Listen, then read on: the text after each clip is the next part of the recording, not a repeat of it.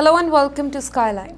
I'm Driti Atri, and tonight we begin with a story that could reshape the entire West Asia. Basically a story involving Donald Trump, Iran, Israel, billions of dollars, nuclear promises and one of the world's most important waterways.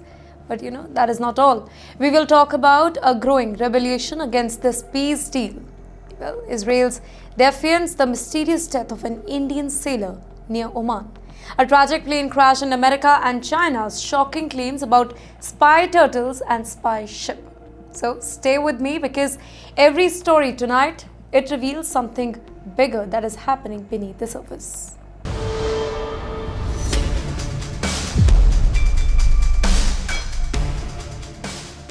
In the first story, can you imagine waking up one morning and discovering that two enemies who have spent decades threatening each other, they are suddenly talking about peace?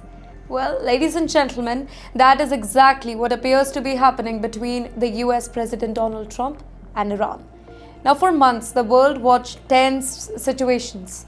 There were missile threat, there was economic sanction. In fact, there was warning of escalation, fear that one wrong move, it could trigger a wider conflict across West Asia. Many experts, they believed that the entire region was heading towards another dangerous confrontation. And now reports suggest a draft peace agreement, it is almost ready. But this is not a small agreement. This particular deal reportedly touches everything: Iran's nuclear program, oil exports, sanctions, frozen assets, military activity, and even the future of Strait of Hormuz. Think about that for a moment here. The Strait of Hormuz, it is not just a narrow waterway on a map. It is one of the most important energy routes on the planet Earth. Nearly every major economy depends directly or maybe indirectly on the oil or the gas that moves through these waters. So whenever tensions rise there, global market reacts, fuel prices fluctuate and governments become extremely nervous. Well, according to reports, Iran may agree to fully reopen the Strait of Hormuz for global shipping. And in exchange, the US may ease some restrictions and move towards lifting the sanctions here. Well, the draft reportedly also includes discussions about billions of dollars in frozen Iranian assets. Now, for years, these assets, they have remained beyond Iran's reach due to the international sanctions here. And now reports suggest that Iran could gain access to a significant portion of that money, giving a major boost to its struggling economy here. And yes, then comes the biggest issue of all, Iran's nuclear program. Well, according to reports, Iran may provide written assurance that it will not pursue the nuclear weapon and may agree to strict monitoring measures. And if that happens, it could become one of the most significant diplomatic developments in the region in years. But remember here, a draft is not a deal. And in West Asia, the hardest part begins after the agreement is announced. Because even when leaders, they shake hands, everybody around them may not agree. And that brings us to our next story. Sometimes peace does not collapse because of missiles. Sometimes it collapses because of money. As negotiations move forward, a fresh dispute, it has emerged. And it involves billions of dollars. Ladies and gentlemen, reports suggest Iran wants access to frozen assets before fully moving ahead. In the meantime, American officials reportedly want commitments implemented first before any money changes hands. In simple terms, both the sides appear to be asking the same question here. Who moves first? Here, Iran says trust must be demonstrated through actions. The US says commitments must be honored before rewards are given here. And suddenly, the whole peace process that looked very smooth, it now faces its first major test. This is why diplomacy is often compared to walking on a tightrope. One wrong move, one misunderstanding, one disagreement, and months of negotiations can start shaking. The disagreement may seem technical here, but it goes to the heart of the relationship between the two nations. Decades of trust cannot disappear overnight, right? The world is definitely watching very, very closely. Can both sides find common ground here, or will billions of dollars become the obstacle that prevents a historic breakthrough? Because let's be honest, if this issue it is not resolved quickly, it could delay or even derail the larger agreement. And yes, as negotiations, they argue over money, somebody else is watching very carefully. And that somebody, That's Israel. Imagine being left out of a conversation that could reshape your neighborhood. Well, that is how many observers believe Israel may view all these developments. Reports suggest that their Prime Minister, Mr. Benjamin Netanyahu, is unhappy with several aspects of the emerging framework. And Israel is making something very clear. It intends to make its own security decisions, whether others approve or not. And this is creating visible tension. Well, on one side, there is an effort to reduce conflict. On the other side, there are concerns about long-term security. Here, Israel argues that threats from groups like Hezbollah or maybe Houthis, it cannot simply be ignored, and that any agreement must guarantee its safety. Its leaders insist that national security remains their top priority, regardless of any diplomatic development elsewhere. And that is where things become complicated, because peace agreements are never just about two countries, right? Every regional player has own interest. Every ally has its own concern. Every rival has its own calculation. Countries across West Asia are very carefully studying every detail of this deal, trying to understand how it could change the balance of power in the region. Which, by the way, means that if Washington and Tehran find a common ground, that may not automatically guarantee regional stability here. Here, Israel's reaction, it could become one of the biggest tests for this particular peace process. And what happened next, it can make the whole debate even louder. In the meantime, the US President, Mr. Donald Trump, he's presenting the reported agreement as a major achievement. Supporters see it as a proof that diplomacy can succeed where confrontation failed. They argue that reopening trade routes, reducing tension, and avoiding another war, it benefits everybody, not just the West Asia, but the entire world economy. But let's flip the coin here. Critics, they are asking different questions. Who gained more? Who made bigger concessions? Who got the better deal? Well, these debates, they are happening across television, studios, government offices, think tanks, and diplomatic circles. Some say Iran gained significant economic relief and that too at a very critical point.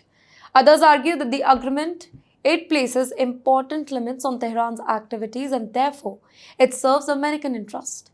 And then there is another question. Will this agreement survive the political pressure?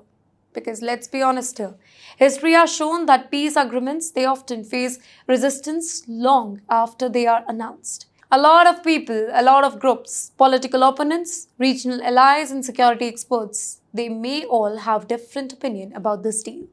Basically, a document, it can be signed in a conference room. But public opinion, that is a different battlefield. Winning support at home, it is often harder than winning support abroad. And now here is that becoming more obvious than inside Iran itself. Not everybody in Iran is celebrating. That's right, reports suggest protests have emerged in multiple cities, and the anger, it is directed at Iranian leaders involved in the negotiations here. Can you think about that irony for a second? A deal designed to reduce tensions internationally, it is creating tension domestically. Well, many supporters, they believe that Iran is giving away too much. Others worry about the future role of the whole Strait of Hormuz. Some fear national interests are being compromised, and so demonstrations have just begun. Crowds have gathered, slogans have been raised, political pressure, it is now building. Well, here protesters argue that Iran should not make major concessions in exchange for promises that may or may not be fulfilled in future. Here, some demonstrators, they have reportedly called for the resignation of senior officials involved in the negotiations here. Well, their message, quite simple. They believe Iran deserves a stronger deal. And this highlights an important reality. Governments negotiate agreements, but nations must live with the consequences. And if enough people, they oppose a deal, leaders can suddenly find themselves under a lot of pressure. Yet, even as protesters, they gather in Iran, a completely different challenge. It is emerging from Israel. Well, the first official reactions from Israel, it has raised fresh questions. Reports indicate Israeli leaders remain committed to maintaining military position that they consider vital for security. Well, that position may complicate effort to stabilize the entire region. Why? Because peace processes, they rely on trust. And trust becomes very difficult when major players they disagree about the next step. Here, Israel says its security concerns remain unchanged. Iran insists that regional issues must also be addressed. In the meantime, the US hopes diplomacy can kind of reduce tension and create a roadmap for long term stability. Well, each side has its own priorities. And when priorities collide, agreements face pressure. Israeli officials they argue that withdrawing too quickly from sensitive areas, it could create new security threats. But others believe that diplomatic opportunity it should be given maybe a chance to succeed. And that is why experts they often say that peace is not a destination. It's a process, a long process rather, one that can move forward one day and face obstacle the next. Well, the coming weeks may determine whether this particular agreement becomes a lasting breakthrough or just another missed opportunity here. But while world leaders they argue over strategy, one Indian family is asking a much painful question. What happened to their loved ones? Well, far away from conference room and diplomatic negotiations, a tragedy unfolded near Oman. A 35-year-old Indian sailor reportedly lost his life after suffering medical complications aboard a vessel. But what has shocked many? They are the questions surrounding this final hour. According to reports, crew members reportedly sought assistance. They say urgent help was needed. They say calls were made again and again.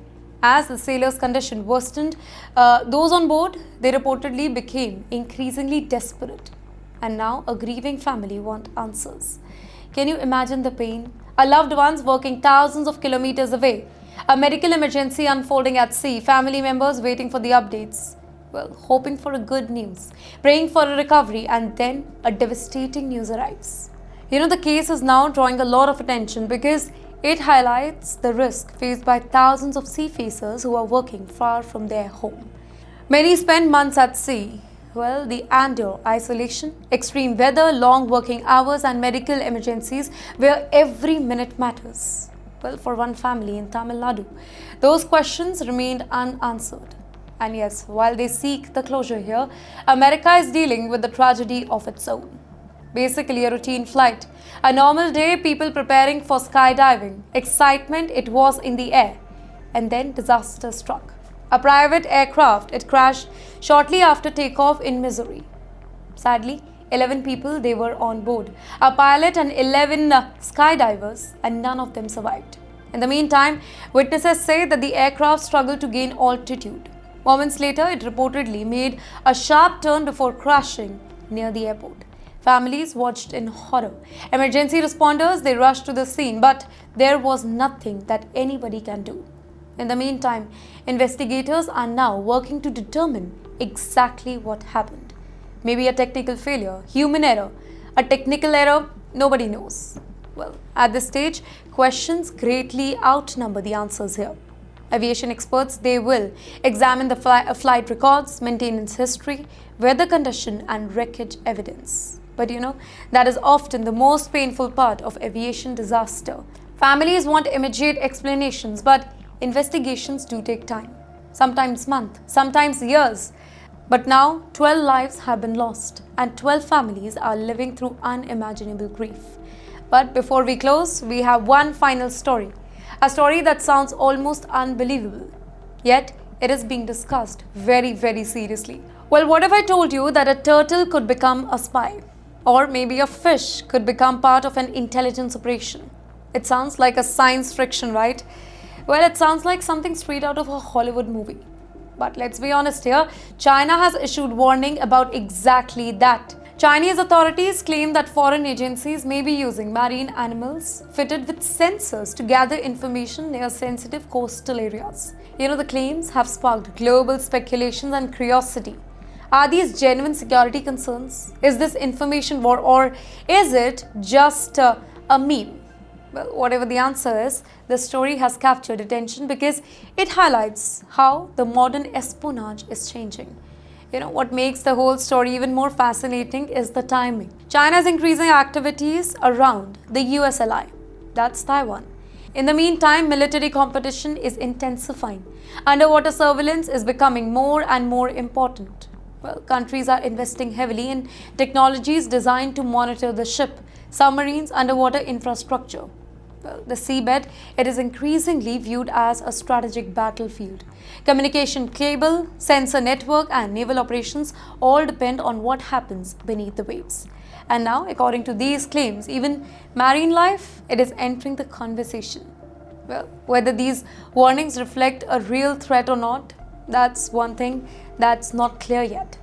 Well, the competition between major powers, it is no longer limited to land, air, or space. It is moving underwater too, and the world is definitely paying attention. Ladies and gentlemen, tonight we covered diplomacy. Tonight we covered protests. Tonight we covered geopolitical rivalry, unanswered questions, personal tragedy, and even underwater espionage. From Washington to Tehran, from Israel to Lebanon, from Oman to Missouri, and from the Strait of Hormuz to the waters near Taiwan. Every story reminds us of one thing: the world is definitely changing, and that too very quickly. One agreement, it can shape a region. One decision can affect millions, and one unanswered question, it can leave a family searching for justice. Thank you for joining me on Skyline. I'm Driti Atri. Stay informed, stay curious, and I'll see you in the next episode.